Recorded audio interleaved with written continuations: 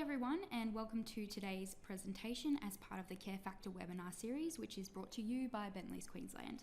My name is Kathleen and I am part of the Care Factor Incubator Program team. Care Factor is Australia's first aged care specific incubator program, which is going to provide skills, resources and support for aged care startups, entrepreneurs and intrapreneurs in order for them to grow nationally and internationally. We are currently accepting applications for our first cohort for Care Factor in September this year. This webinar series is a part of the program launch for Care Factor and provides a teaser of the kind of knowledge and expertise that will be available to participants in the program. Can you please welcome back our presenter for today, Heath Shonin, who will be sharing his knowledge on scale, growth and money for startup ventures. Heath is a seasoned early stage investor and later stage private equity investor. He is also a CSIRO On mentor, a member of the Brisbane Angels, and a Queensland Government Mentoring for Growth mentor. Heath is also a partner at Bentleys Queensland and he leads our Innovation, Technology and Strategic Advisory division. So I'd like to welcome Heath and we look forward to hearing your thoughts. Thank you, Kathleen. Scale, growth and money for your startup project. Growth and money comes from a variety of different sources, and we are often asked about the concept of capital. Usually the question comes from a variety of different triggers, one being when businesses identify a gap between their revenue and expenses after they've tested and developed their business model canvas. The second piece is when they have done their capital budgeting or development budgeting and have worked out they need a whole heap of capital funding for a variety of different projects that they wish to either create expansion or growth within their enterprise. Typical sources of funding include, when we explore down this within capital, either come from debt or equity. Debt is typically bank debt, and within bank debt there's a variety of different forms of debt, whether it be hire purchase or leasing to cover some type of plant and equipment, or overdrafts or inventory finance or debtor finance, or secured debt against bricks and mortar. Traditionally, debt is very hard to come by in the early stages or the seed stages of a startup, or in the valley of death as we refer to on this slide.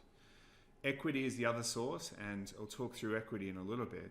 Other sources though of funding that we would just like to pause and think about for a second include grant funding. So a number of states and Australia have a whole range of different types of non-dilutive grant funding programs at the moment focused around innovative startups. Typically these programs are matched 50-50s, which require the applicants to contribute 50% of the funding, and the state or the Commonwealth will then provide the other 50% of the funding. Grants are viewed favourably by equity investors because typically they're non-dilutive of their equity position, and the same by debt investors because generally they're non-dilutive of their security position. So we always encourage startups and scale-ups to explore the grant funding area of growth and money as well. The other area which we encourage startups and scale-ups is to critically rethink their revenue and expense, and particularly their customer billing proposition, and look for ways to actually get revenue from their customers in advance. This is true validation of demand for their product and comes without the need for either debt or equity dilution or strings that come with the debt funding. So to recap, customers, usually your best source of revenue for your startup. Grants are non-dilutive. Bank funding comes in the form of debt and varying forms within debt, whether it be overdrafts, core debt secured against bricks and mortar, inventory finance or debtor finance, or other variants of, or equity funding.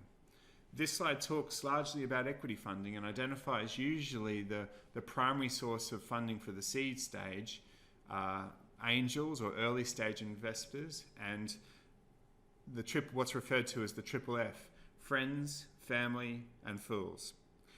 The term angels comes from actually investing in startup films, and they were considered to be angel investors from investing in early stage startup films.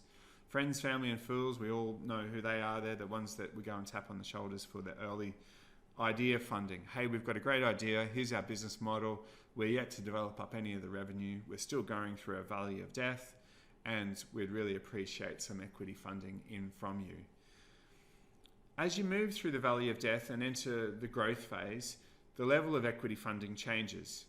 We then move into an area which is typically favoured by venture capitalists that focus on early stage funding. You will hear terms such as Series A, Series B, Series C rounds, and these refer to different tranches within the growth stage.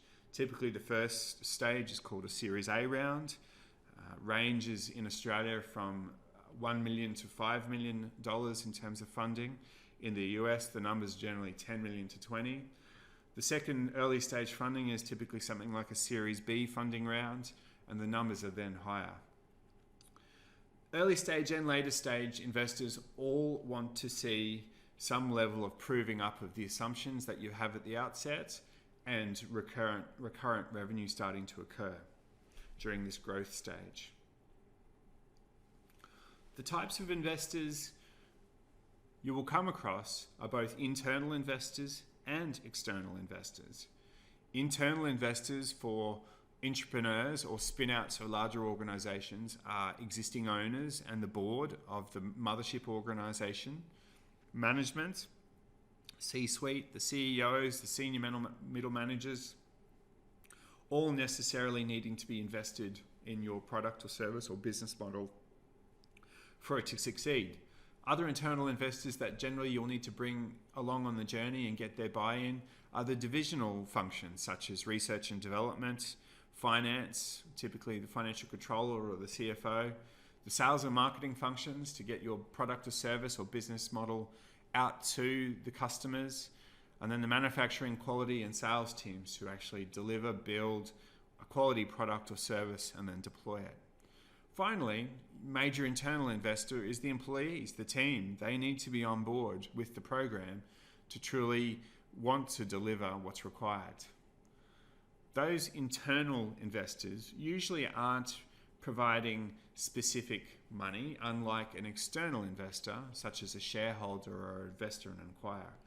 External investors, shareholders, investors, M&A people will all be looking for some type of payback or return on their investment and exit realization of their input in. Governments, as I mentioned before, providing non-dilutive grant funding, whether it be 50-50 matched for specific functions or purposes. Regulators are also investors in your business. They want to know that you're complying with their regulations, delivering your product, service or business model within their rules and formats so that they can continue to invest and support you in your compliance. Other external investors, as we map out through things like your business model canvas, include partners, supply chain partners, activity-based partners, customers. Other funding bodies then also include export agencies such as Austrade. What do investors look for? It's the age-old adage. Is it the business or is it the people? Well, it's both. Starting with the people, absolutely investors, both internal and external, looking for passion. They're looking for commitment. They're looking for experience and synergies with what their goal or ideology is about. Experience in actually delivering the product or the service in a co-located area or the skill set required to deliver on the product or the service. A real commitment to go above and beyond what is required other than a 9 to 5 type of approach, and a real passion to make a difference. The investment in people also needs to be coupled with a strong value proposition. What is the real problem? The problem needs to be defined, the problem needs to be real, the problem actually needs to be a problem for key customers. The value proposition must be unique. It's not a copycat or a Me Too value proposition. And it must identify real opportunities for a range of stakeholders. What's the opportunity for the customer? What's the opportunity through the value proposition for the investor? What's the value proposition for the business? The opportunity must be clearly understood by all stakeholders involved through the value proposition definition.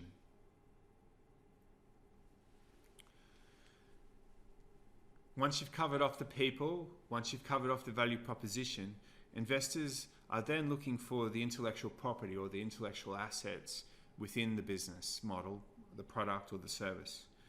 Is the intellectual property compelling? Is it protectable? Is it differentiated? Is it scalable? Is it replicable? Just like KFC's secret herbs and spices, the intellectual property needs to be compelling, it needs to be secret, it needs to be scalable, protectable, and differentiated. Otherwise, the business, product or service will need to continually invest heavily in sales and marketing to stay ahead of, or products and services or development of their product to stay ahead of the pack and to differentiate from copycats or me too. So working through a checklist, investors are looking for the people, the passion, the commitment behind it, the value proposition. Who is this an opportunity for? How is it solving a customer's real problem? And what is the opportunity there for investors and the broader business community and just generally our community? How deeply protected is the intellectual property and the assets? And how big is the market? Is the market a real market? Is the market significant? Are there real customers who are willing to buy at the price point that you're looking to sell at for your product or service? Are there barriers to entry within the market? And what is the competitive awareness of those barriers to entry? A great example within residential aged care is the significant barrier to entry that both the license and the built environment provides to residential aged care providers. It is not easy to go out and set up a new residential aged care service. A significant amount of capital and the license to approved place to charge customers and residents for government subsidies is required. Key barriers to entry to stop new entrants coming into that sector. Investors are looking for those types of modes because it proves up their investment case and their ability to actually understand that yes, there is a real market here, and yes, there are real customers. Being able to clearly differentiate and identify market size, both the total market as well as the serviceable market and the addressable market within for your product or service is key. And then to specifically identify and understand who are the customers, what is their persona, what are their pains, what are their gains, and what are the jobs that they are completing. Not just direct jobs, but also social jobs and emotional jobs over and above the functional jobs that those customers are completing. Key and deep insights into the jobs, the pains and the gains of the customers will really help tailor the value proposition and get that fit between the product or service and really help understand the size of the market for investors. Investors are also looking for clear understanding around the structure of the investment. Is it a company? Is it a joint venture? Is it a partnership? How does the equity interest or their investment, whether it be a debt interest or an equity interest, how is that securitized? Is it equity that they're receiving? Is it a security over an asset they're receiving? Is it a convertible note that turns from debt to equity and the triggers for those are clearly understood? The structure of the investment also requires clear understanding of the terms involved of the investment, typically identified through a term sheet, and the agreement amongst the shareholders of the investment, typically identified through a shareholders agreement or a constitution.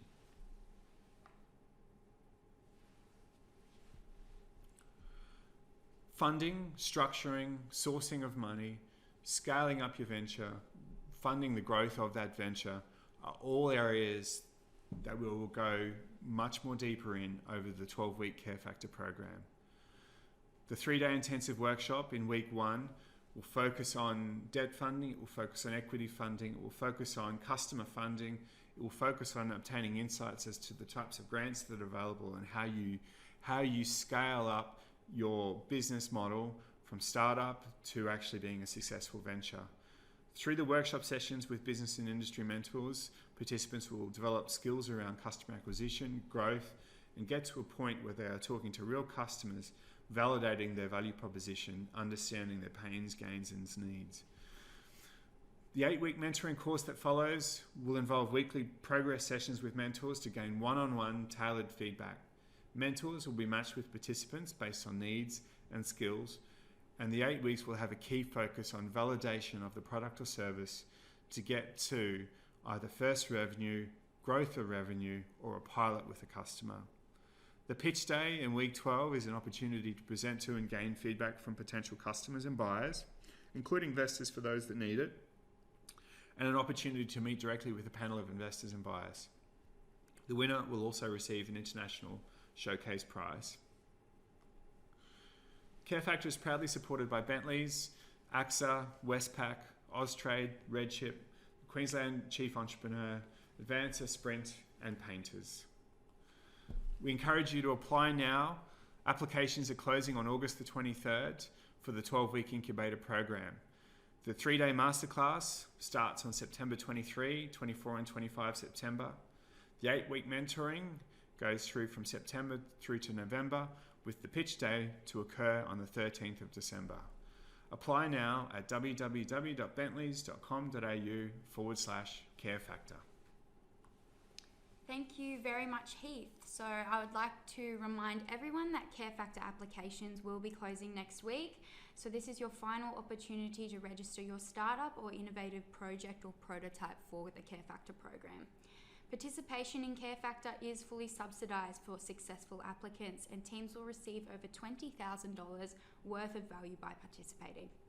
To submit an application, please visit www.bentleys.com.au/carefactor. Applications have to close on the 23rd of August at 5 p.m. and submissions have to be received via our website. If you do have questions about any of the content presented today or about the CareFactor program, please visit our website or shoot us through an email at carefactor@bris.bentleys.com.au. Thank you very much.